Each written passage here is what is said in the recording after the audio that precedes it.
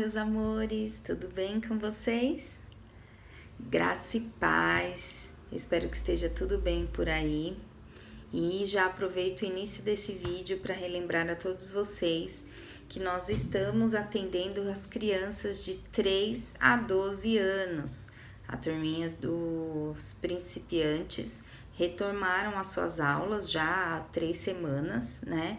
Então, as crianças de 3 a 5 anos que estavam sem a salinha, agora já podem retornar, que as professoras estão aguardando, tá bom? Bom, nesse fim de semana especial que nós tivemos, né, nós falamos sobre a Páscoa, né, e nós aprendemos que a Páscoa não tem nada a ver com chocolate, nem coelhinho e nem ovos, né? Nós aprendemos que a Páscoa fala muito mais para nós cristãos do que um simples chocolate. Então, esse mês nós iniciamos um novo tema da nossa revista, que é sobre a caminhada até a cruz. E nós vamos falar sobre o processo onde Jesus fez a última ceia, orou no Getsemane e depois foi preso e então foi crucificado. Então, nós vamos falar sobre estes assuntos. Amém? Antes de começar a nossa aula, vamos fazer uma oração? Senhor Jesus, nós te agradecemos, Senhor, por mais esta oportunidade de aprender sobre a sua palavra. Obrigada, Senhor, porque o Senhor nos amou e entregou o seu único Filho para que morresse por nós na cruz, ó Pai, para que nós fôssemos libertos do pecado, para que fôssemos justificados, ó Deus, e através da sua morte nos trouxe vida. Em nome de Jesus, ó Deus, nós te louvamos e te agradecemos. Amém. Então vamos lá, a primeira parte da nossa lição. A ceia está em Mateus, capítulo 26, versículo 17 ao 29. Bom, então Jesus estava em Jerusalém com seus discípulos para celebrar a Páscoa. A Páscoa ela era uma festa muito importante para os judeus, né? Porque eles celebravam a Páscoa para lembrar da libertação do Egito, né? Do seu povo do Egito, quando eles foram libertos. Então foi instituída a Páscoa, né? Para que eles pudessem celebrar essa libertação. E então, naquele momento, Jesus, assim como todos ali faziam, reuniu com seus amigos em volta da mesa. Então era costume, né, do povo naquela época para celebrar, se reunir em volta da mesa e então adorar ao nosso Deus, louvar. E Jesus fez da mesma forma com os seus discípulos. Porém, nesse dia em especial, Jesus fez algo diferente com seus discípulos. Ele pegou o pão e o fruto da vide, que foi a uva, né? Então, aquele vinho que foi feito ali. E então, Jesus falou algo diferente para os seus discípulos. Ele disse que aquele pão representava o seu corpo e que aquele vinho representava o seu sangue, que seria derramado para perdão dos nossos pecados.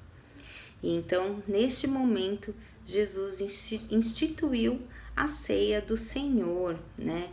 Onde até hoje nós celebramos a vida de Cristo, né? E aguardamos a sua volta. Todas as vezes nós fazemos isso em memória dele, pelo que ele fez por nós, por ter entregue o seu corpo e derramado o seu sangue para nos libertar. Então, todas as vezes que acontece a ceia do Senhor na nossa comuna, é exatamente para cumprir essa ordem, né, que Jesus deixou, de todas as vezes que nós nos juntássemos para cear, nós lembraríamos que Ele morreu por nós, limpou os nossos pecados e que Ele prometeu que voltaria para nos buscar. O Getsemane, Mateus 26, do 30 ao 50. E então nós vamos para a segunda parte da nossa história, que fala sobre o Getsemane. Logo depois que eles cearam, Jesus e seus amigos foram até o Monte das Oliveiras, porque Jesus queria orar, ele precisava orar, porque ele estava chegando no momento em que ele seria entregue, né, para morrer pelos nossos pecados. E nesse momento Jesus estava muito triste, angustiado, com medo, né? E porque ele iria ficar longe do Pai, né?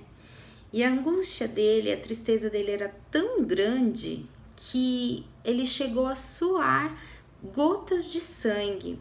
Imaginem só, você saber que você vai morrer por algo que não foi você que fez, mas que era necessário fazer por outras pessoas.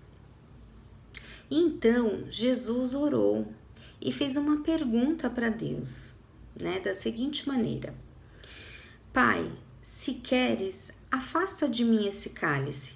Contudo, não seja feita a minha vontade, mas a tua. Isso está escrito em Mateus, no capítulo 26, no versículo 39. Então vocês vejam, mesmo angustiado, mesmo triste, mesmo com medo, Jesus escolheu obedecer a Deus até o fim, né? E por amor de todos nós. Ele sabia que tudo aquilo era um plano de Deus e que era muito importante. E por amar ao Pai e por querer obedecê-lo, ele cumpriu aquilo que Deus havia ordenado, aquilo que Deus havia planejado. E então, depois que Jesus orou, apareceu um monte de gente atrás, querendo pegar Jesus para prendê-lo, né? Mas aí eu te pergunto, como que todas essas pessoas sabiam que Jesus estava por ali? Então, houve um dedo duro nessa história. Um dos seus discípulos, um de seus amigos, o traiu. E vocês lembram quem foi que traiu Jesus? Isso mesmo. Quem traiu Jesus foi Judas. Ele traiu Jesus por 30 moedas de prata. Veja só, por dinheiro ele entregou o seu amigo Jesus. E então, para que as pessoas soubessem ali quem eles estavam procurando, Judas fez um combinado. Aquele que ele beijasse a face seria Jesus. E então, desta forma, Jesus foi reconhecido e preso. Bom, eu vou terminar a minha história por aqui e nas próximas semanas vocês vão acompanhar as outras partes até o final dessa história, o caminho até a cruz. Amém?